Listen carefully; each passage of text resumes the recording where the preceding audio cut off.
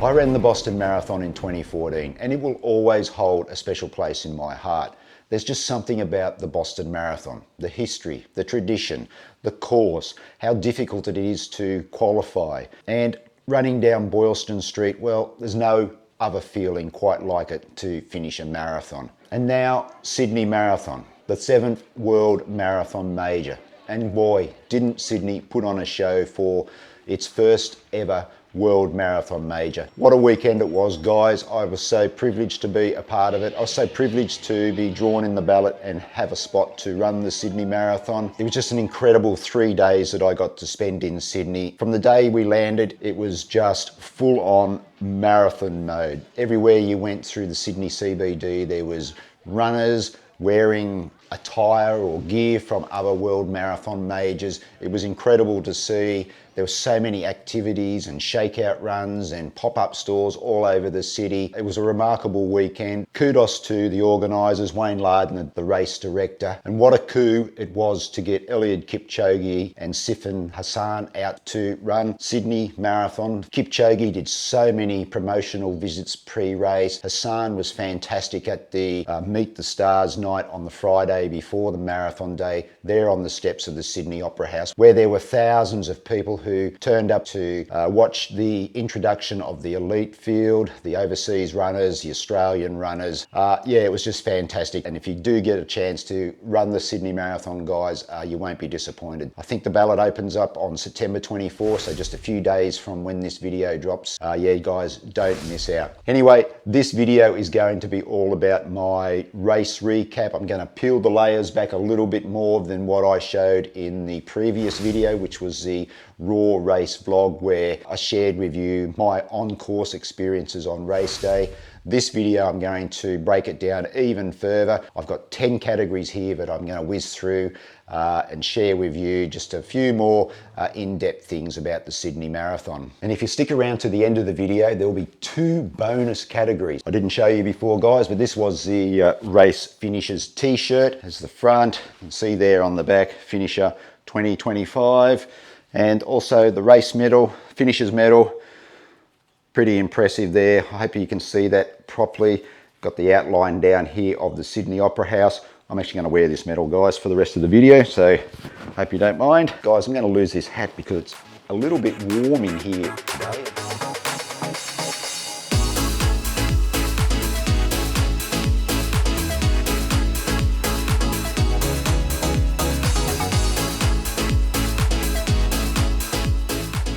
My race plan for the Sydney Marathon involved a run-walk strategy. If you are a new subscriber to the channel or you haven't seen any of the previous videos in the Sydney Marathon series, I used a run-walk strategy all the way through this training block. I have a bit of a dicky knee, so that prevented me from doing high mileage and a lot of hill work, which I'll touch on a little bit later. I played around with some different variations of the run-walk strategy during the training block. Longer distances for the run, shorter and longer distances for the walk component. In the end, I settled with a 5-kilometer run and a 400-meter walk for race day.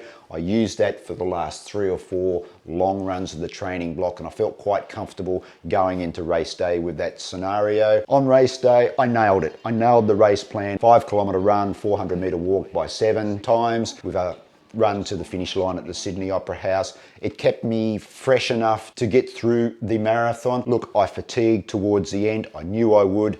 I knew that the Sydney Marathon hills would get me at some stage towards the back end, and so it was. We'll talk about that in a little while as well. But because I wasn't able to do any hills as a part of my training because of the knee, running downhill is really uncomfortable. I just had to stay on the flat for the majority of the training block, and the hills did catch up with me towards the end of the marathon, and I did fatigue, and you'll see that in probably the 5-kilometer splits that I'll go through in a minute. I was happy with the way I approached race day, and I was really proud of how I stuck to the race plan on the day as well. Look, it was my slowest ever marathon outside of running taking part in an Ironman, but I think it'll be one of the marathons that I'm going to remember most fondly because of just being, you know, true to myself and sticking to that race plan.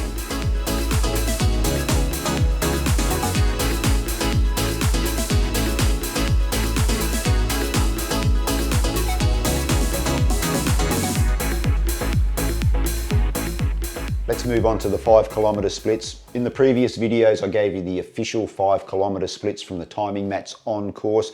These 5 kilometre splits are from my Garmin, keeping in mind too that I was using in that 5 kilometre run, 400 metre walk. So after 5 kilometres of the marathon, I was out of kilter with the official timing mats. To be honest guys, I'm filming this 2 weeks after the Sydney Marathon, and I haven't looked at these Garmin splits yet. So this will be the first time I've seen them, so I'm sharing them here with you. I'll just grab my phone here, put my glasses on. First 5 kilometres, 26:21, 26:31 for the next, 26:41, 26:10, 26:09, 27:02, 27:03 and 27:48. Man, they are pretty consistent. The first 5 lots of 5K were all within, what's that, 32 seconds.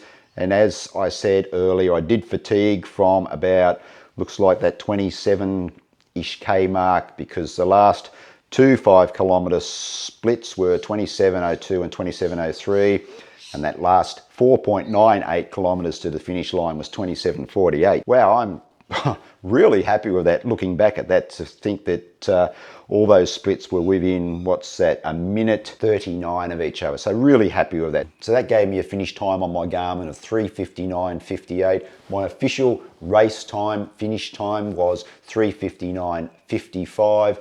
I'm incredibly proud and incredibly happy to have run a sub-4 marathon using the run-walk strategy. I go anywhere with you, 'cause you fill my mind, or you fill my mind.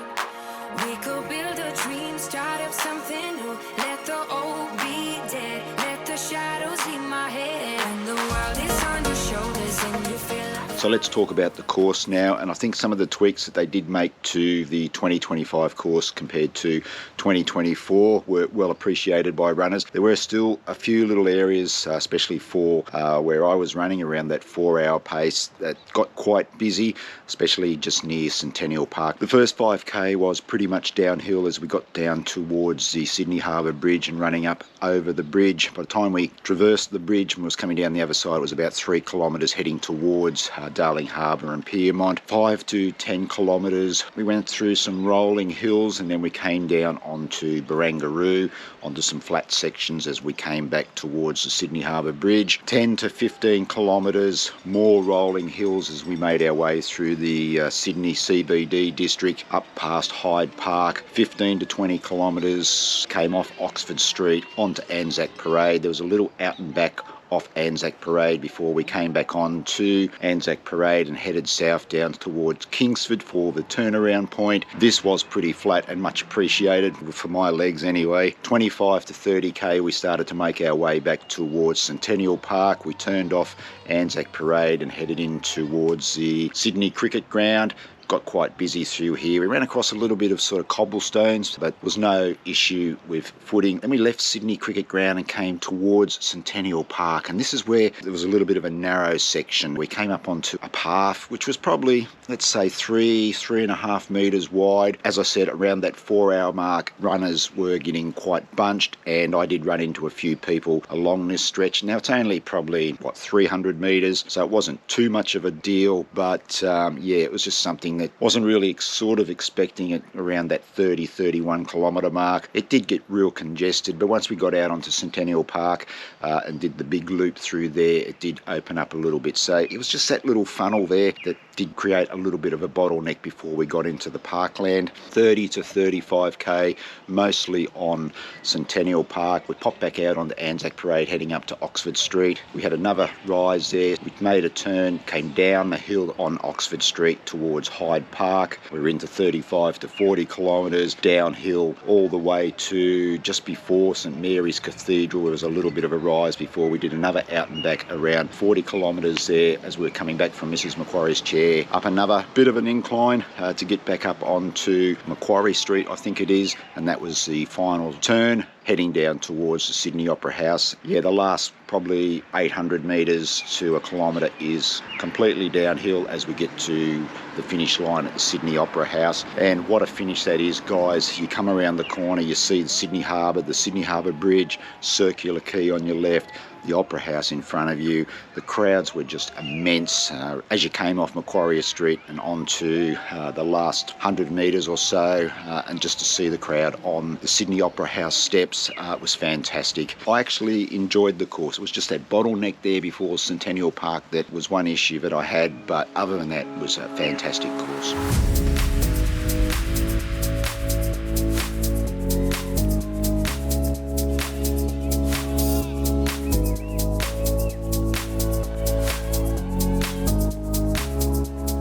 I mentioned earlier, guys, about not being able to do any hill work as part of this Sydney Marathon preparation, and the hills on course did come back to bite me. From about 26 to 27k, I could start to feel the quads really starting to sting a little bit. Time I got to sort of 35k, they were definitely cooked. I was struggling to get to the finish. Running down Oxford Street, I think at around about 36, 37k, that downhill section just destroyed the legs, and we still had that little bit of a out and back to go at Mrs. Macquarie's chair, and then the final downhill stretch to the Sydney Opera House and the finish. My legs were just on fire. Now, if I hadn't been on a deadline to get to the airport by sort of 1:30 to catch our 3 p.m. flight to Vietnam, I'm pretty sure that in that last 5 to 7k, I might have been having a few more walk breaks because my legs were absolutely shot. And it all comes back to not being prepared for that course.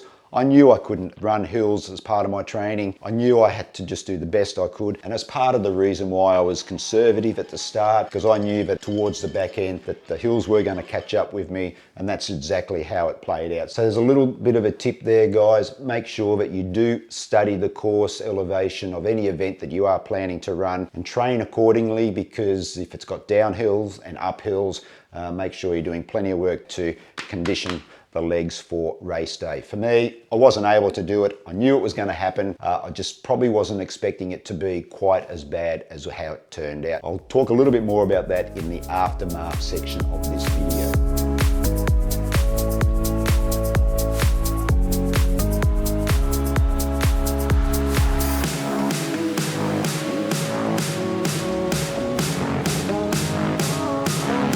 Let's talk about fueling now, and I'll start right at the beginning of the day. I was up at 3:45, where I stayed at the Song Hotel. Guys, if you are coming to Sydney, I highly recommend the Song Hotel to stay at. It's on the outskirts of Hyde Park, right in the Sydney CBD almost, close to transport, close to the race finish. It was just a perfect location. They put on a spread of breakfast for the marathon runners on race day. I think it started from 3 o'clock on race morning, but I was up at 3:45. I had a shower, got dressed, went downstairs. I had a couple of pieces of peanut butter toast, a cup of coffee, went back up to my room, put my race day shoes on and got ready to go. I was sipping on 500 millilitres of Mountain Blast Powerade, which was going to be the electrolyte used on course. So I took that drink with me when I went to catch the transport across to the start. I continued to sip on that drink until 5 minutes before I went into the corral. And then just before I went into the starting corral, I had my Precision Fuel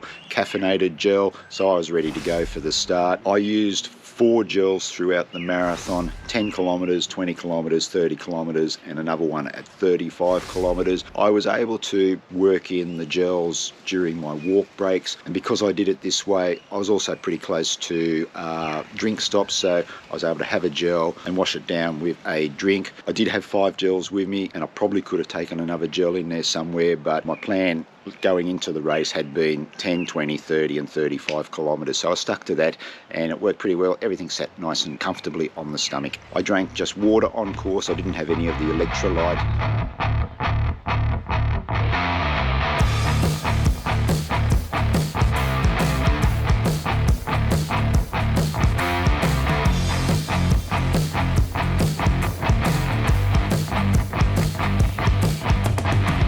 Let's move on to the race day shoes, guys, and you can probably see them just sitting to my left here. And they were the Asics Metaspeed Sky Tokyo edition.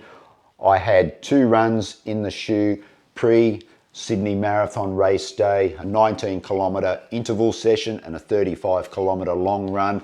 They were well and truly ready to go on race day, and I have to say that this shoe served me really well, even though I fatigued quite a lot over the last sort of 8 to 10 kilometers. I never felt at any stage that I was getting uncomfortable in the foot. It was still giving me plenty of support, still giving me plenty of propulsion to get through my stride, as small and as slow as it was. The only thing that I did strike on course, and it was on some of the more uneven patches on the road, you know, where we got that little bit of a ripple, I did find myself rolling through my ankles a little bit on those sections, but that's got nothing to do with the shoe. That's just part of the surface that we were running on, and I was just sort of rocking and rolling a little bit through my gait. The shoes definitely got a massive tick from me. Really looking forward to doing another race in the ASICS Metaspeed Sky Tokyo edition.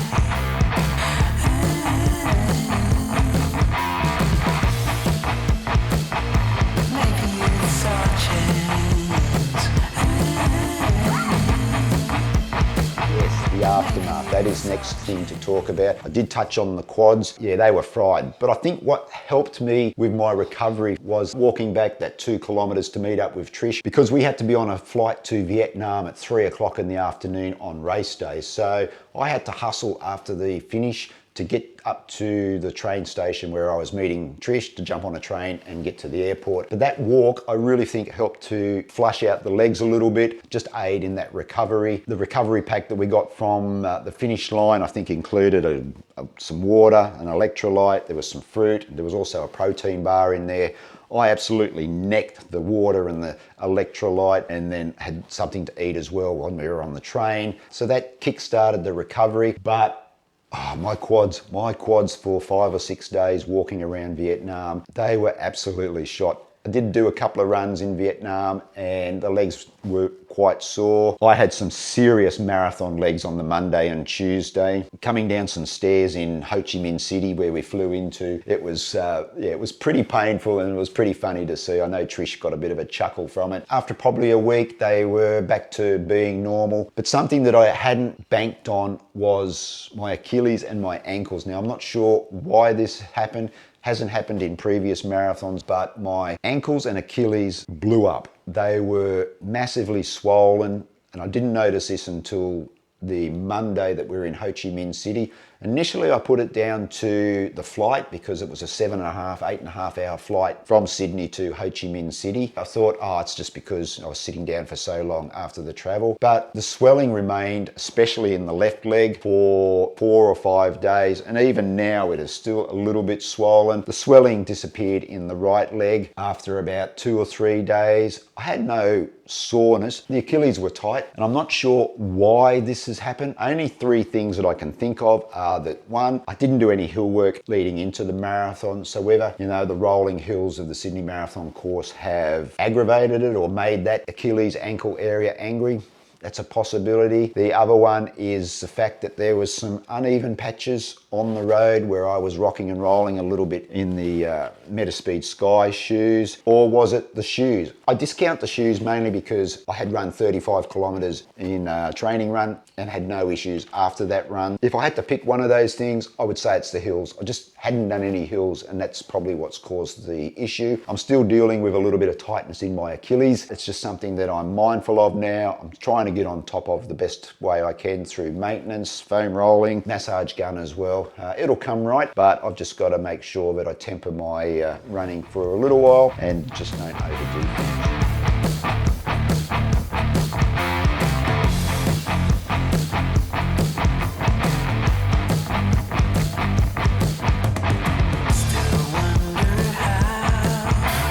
Quickly, a shout out to all the volunteers that were involved with the Sydney Marathon. Guys, you did a fantastic job. Everyone on those drink stops, they were handing out drinks, they were encouraging people, they were shouting, they were really getting into the atmosphere and partying with the runners as they came through. That was fantastic. They really did give you a lift as you went through the drink areas. Those volunteers on road intersections, they were so encouraging as we ran past. Just right across the board, everyone was just super pumped pumped for the marathon. I went to the expo on the Friday and everyone there was super helpful. They had a smile on their face. It was so seamless. They really did contribute to a wonderful experience at the Sydney Marathon. So guys, everyone who did take part as a volunteer at the Sydney Marathon, thanks very much. It was greatly appreciated what you did for me and for all the other runners out on course.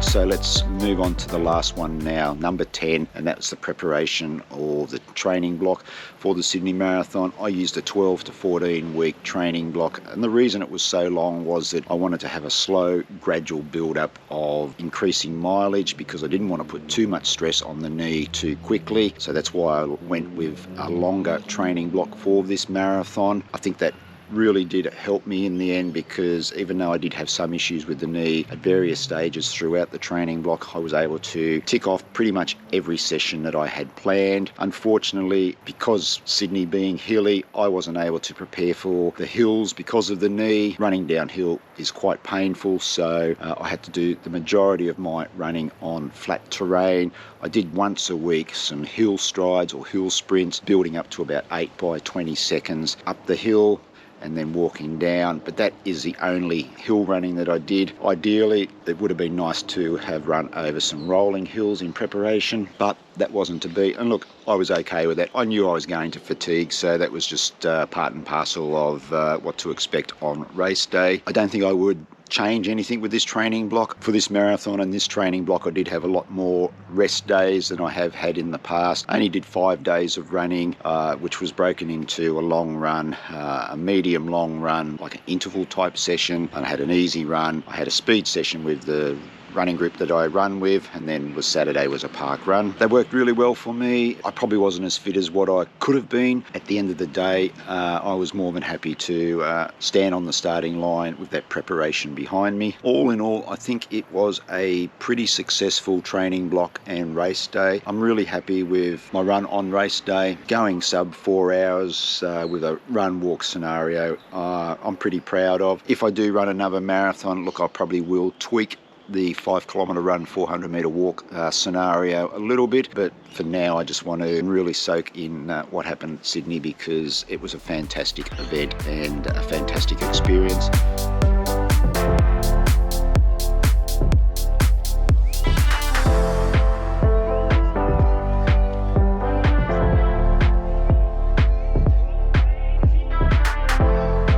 Promised you a couple of bonus categories at the end. The first one is getting to the start. We stayed right in the heart of Sydney at the Song Hotel. I had a 10-minute walk to the train station. The public transport getting you to the start area at North Sydney Oval across the harbour was first class. I had no issues. It was so easy. Walked into the metro station in Sydney, the CBD area, straight onto a train, straight across the harbour to Crow's Nest Station where we got off and walked about 10 or 15 minutes to the starting assembly area at North Sydney Oval. This is where we had a little bit of a congestion. I got there, well before my wave entry time. There was a big group of wave 1 runners there waiting to go through the assembly gate. Now there was only one gate, so this might be something that organisers will look at in future years, maybe opening up another gate to allow that to be just a little bit more seamless, a little bit quicker going through there. I waited around for probably 10-15 minutes, then our wave started to work through. Probably all up waited around 25 minutes, 30 minutes to get into the assembly area. Once in the assembly area, huge open space. There was plenty of room to just go and do whatever you had to do. I lined up for the toilets. There was plenty of toilets. I probably waited 5 minutes to use the toilet. Then I came out, I found a little area that I could go and sit down and just relax until the start time. I think I was in the assembly area for about 35-40 minutes. Then they called us up to go into the corrals. This was a bit of a slow process because there was only sort of one funnel that was taking you up to each sort of corral. But overall, it was pretty seamless. From the time I left the hotel room to the time that I got into the starting corral for the Sydney Marathon, it was very easy. So the recommendation recommendation here, guys, for future marathoners coming to Sydney is use the public transport on race day, because all competitors get to use the public transport for free.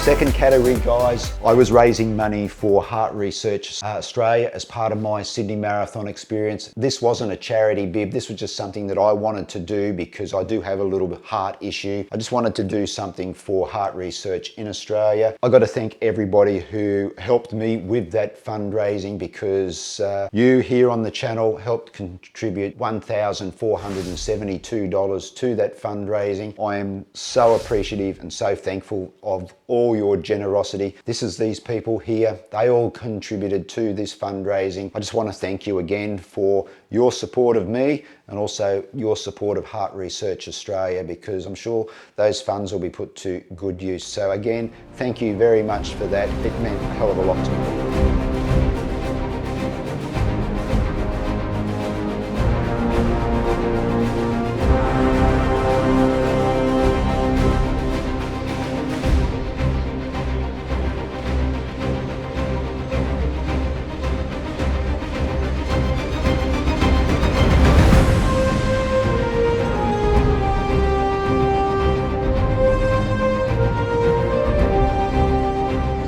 Alright guys, that's it for my race recap of the Sydney Marathon 2025. I appreciate everyone who has stuck with me through this entire series. Yeah, I just want to say thank you again for all your support here on the channel, for Heart Research Australia as well. It really does mean a lot to me. I know I've said that many times, but I really do mean it. If you've made it all the way through to this point in the video, hit me up with a medallion emoji, just so I know that you stuck around and watched to this point in the video. That's it guys, thanks very much again. Take care, and I will catch you in the next video.